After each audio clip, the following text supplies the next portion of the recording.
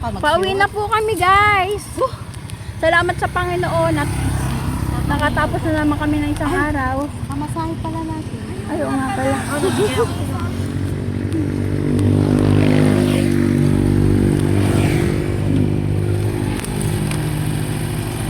Gawin na natin 100.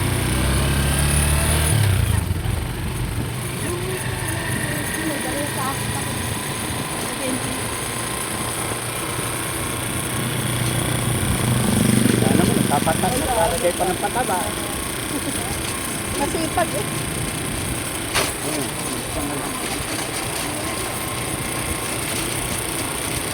Nag-i-enjoy din yung ano, yung bayang eh.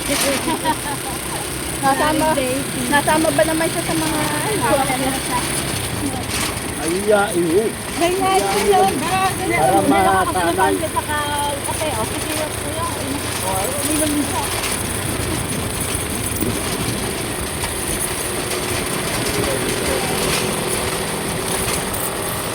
Sama mo naman kami sa mga kabataan.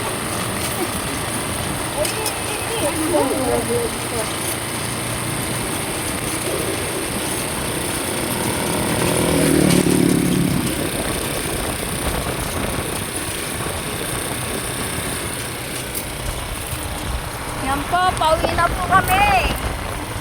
Takot na po kami sa aming gawain. Enjoy lang. Huwag mong kaisahin yung nagagastos mo. Kasi pag pinunta mo yung kanti doon na rin. Dapat hindi sila nagmamadaling umuwi. Oo. Yung nakakapag-relax ka.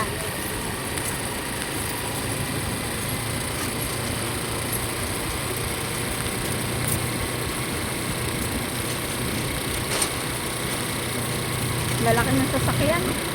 Araw-araw pag dito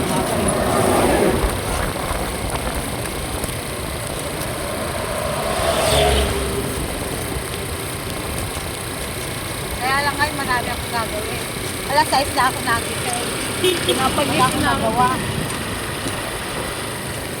Marjorie, meeting na meeting na. Pa. Nagulutan ako, malaki-laki na ito pa. Jackie! Ay! Medyo suma. Wait suma. Kung gabi pa lang dapat.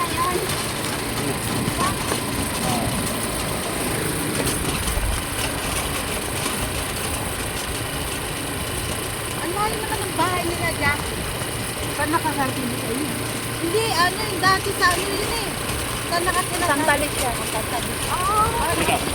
Sila Kodex po. bahay na pala. Anong pangalan ng asawa na? Kodex. Si Pode.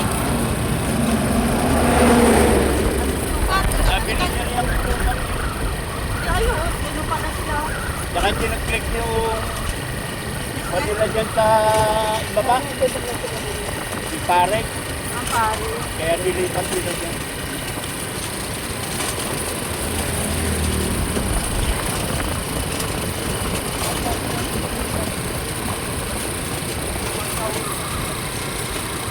Check up ako ng time na. Tumitirin talaga tayo ako. Ibig sabihin niya, may tutuloy yan din ang kalabas. Tapos patutuluan nila yung lambot. Ano tignan ko? Ito?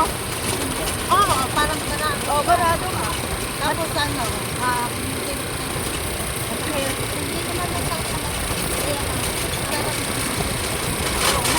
Paano ano lang? Oo, ganyan ka dyan dati. Kaya tinutuluan na ng dito may TNT dyan sa ano? Kapatid ko. Dapat pag nilalagay yung pangalan ng update, pintahan na rin. Pinirmahan Nilagay yung pangalan ng update.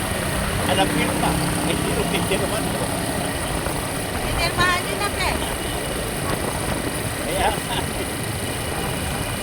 pinirmahan ko. Mura na ang pangalan.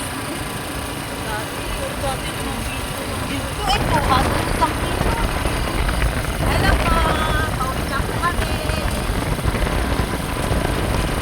Ay, may pangalan pa rin kanina. Ako, ginagawa ko si Ate Tek. Sabi niya sa akin, ikaw rin sa mga.